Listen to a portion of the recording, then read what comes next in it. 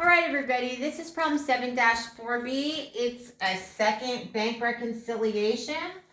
And then problem 7-5B is also a bank reconciliation, and that will be the rest of your homework for this chapter.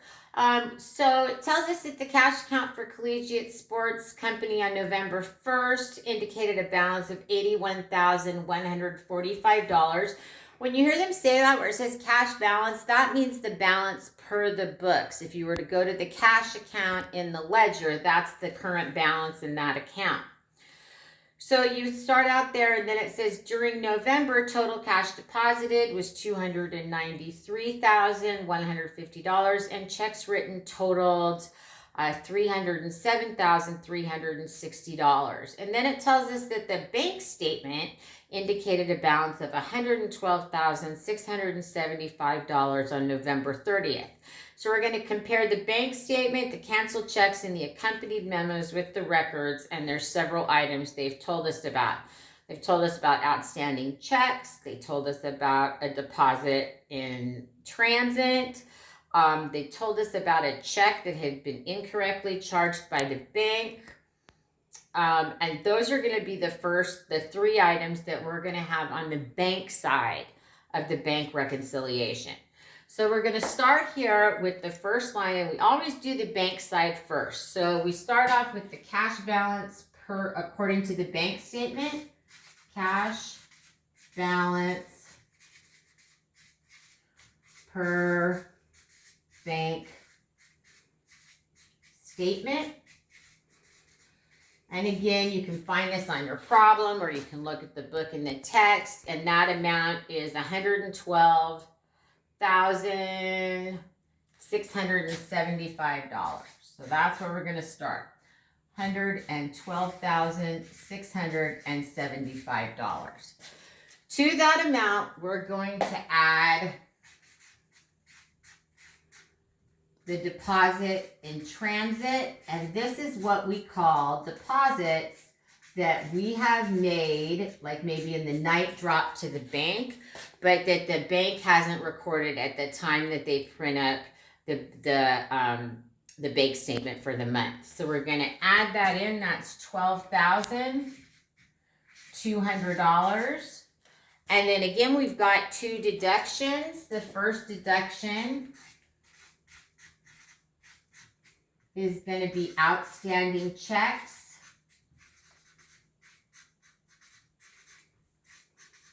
Normally, we'd list all of them out separately, but they just gave us that total of $41,840.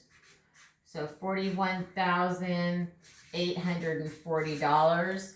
And then for C, they tell us that a check that was for $7,250 had been incorrectly charged by the bank as $2,750. So the bank didn't take enough money out of our account.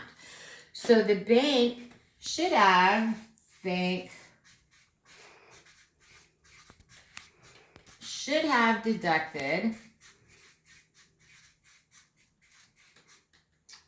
$7,250. Instead, they deducted $2,750, which means we still owe the bank a total of $4,500. So we need to contact the bank. The bank will then process the check properly and take that money out of our bank. So we need to adjust the balance per the bank statement by that amount. So we're going to record that again as another deduction. So we're going to deduct bank error in charging check incorrectly. I know these are super long, as $27.50 instead of $72.50. So we're going to put that here. So that's a $4,500 deduction. And so then I'm going to add those two together to get my total deductions.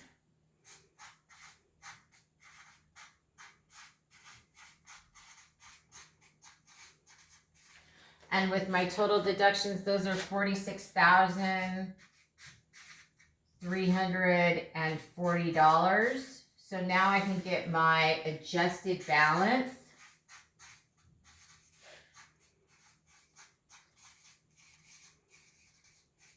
And my adjusted balance is calculated by taking the balance per the bank state, adding my deposits in transit, subtracting my total deductions, and I get to an adjusted balance of $78,535. So $78,535. So in this, remember, this is the amount that I want to get on the second half of the statement, which is taking things from the book side.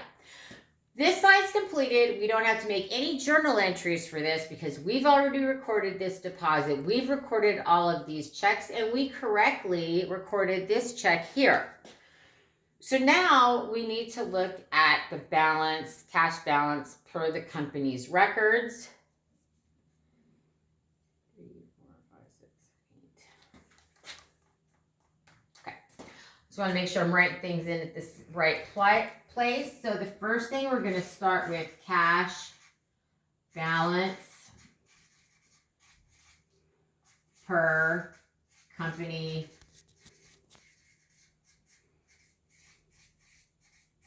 records, and we can calculate that out. They told us that the balance on 11/1 was $81,145. They told us that they had made additions through deposits of $293,150. And they had checks, which were deductions, of $307,360. So that's going to give us a beginning cash balance, or balance on 11/30. So 11/30 balance of $66,935.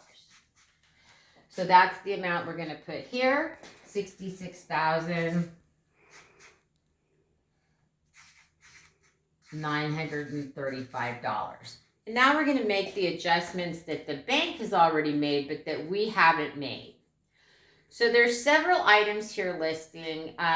They tell us that a check for $760 returned with the statement had been recorded by our company as $7,600. So the check was for payment of an obligation for Ramirez. So the company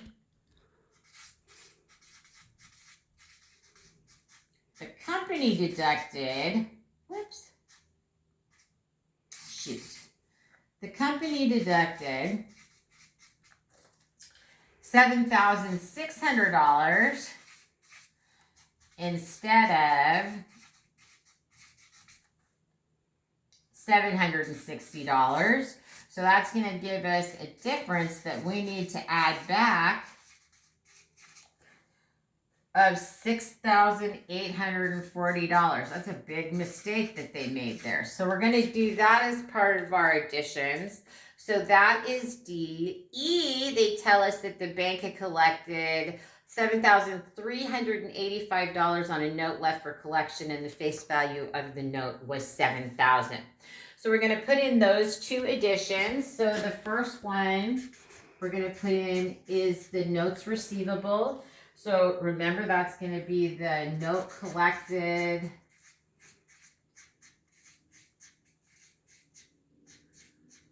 plus how much interest did we have?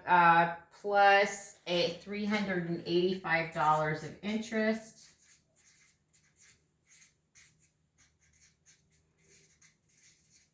We don't need to split that up on the bank reconciliation. We'll split that up when we make the journal entry. So we've got $7,385 there. And then we're also going to add back this $6,840 error. So we're going to add our company error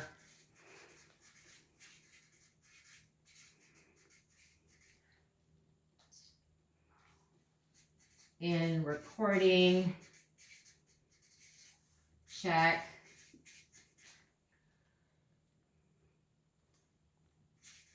as 7,600 instead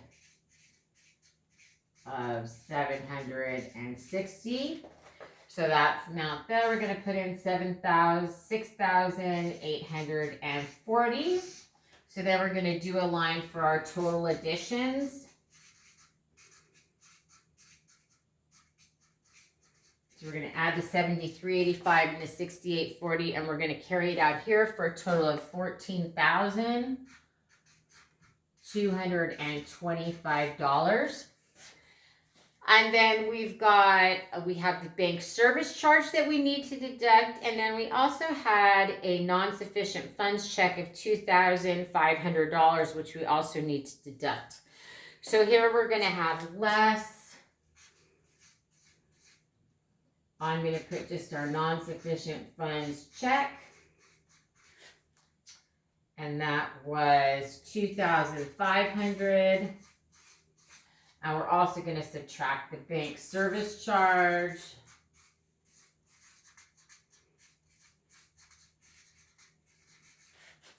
For $125. So we're going to end up with total deductions of $2,625.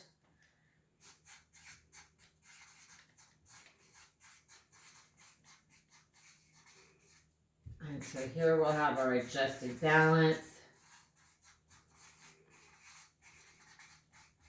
And our adjusted balance comes to $66,935, which is what we want.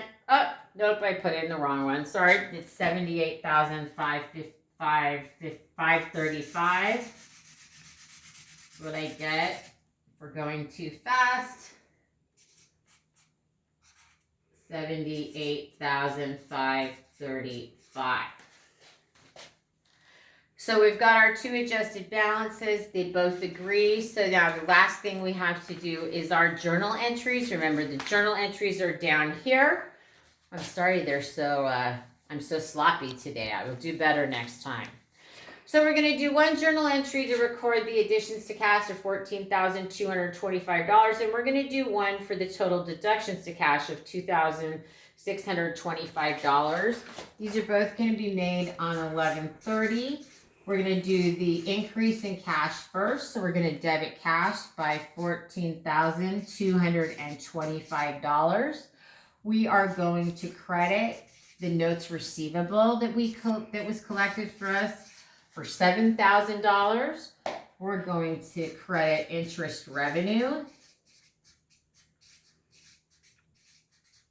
for the interest that was collected of $385. And we're going to credit our accounts payable to Ramirez. And that, because we've taken too much out of that accounts payable, for $6,840. And then the last journal entry we're going to make is for the deductions. So again, on 11/30, we are going to debit this accounts receivable from Howland Academy. So when we get a check back from a customer payment, we need to increase that accounts receivable again, that account again, and then contact the customer for payment. So we're going to reinstate that accounts receivable. We're going to debit miscellaneous expense for the bank service charge of $125. And we're going to credit cash for $2,625. After you make these journal entries and you post them to the ledger accounts, then you've brought the cash balance in the ledger up to the proper amount of $78,535, and that's the amount that you're going to have recorded on the balance sheet.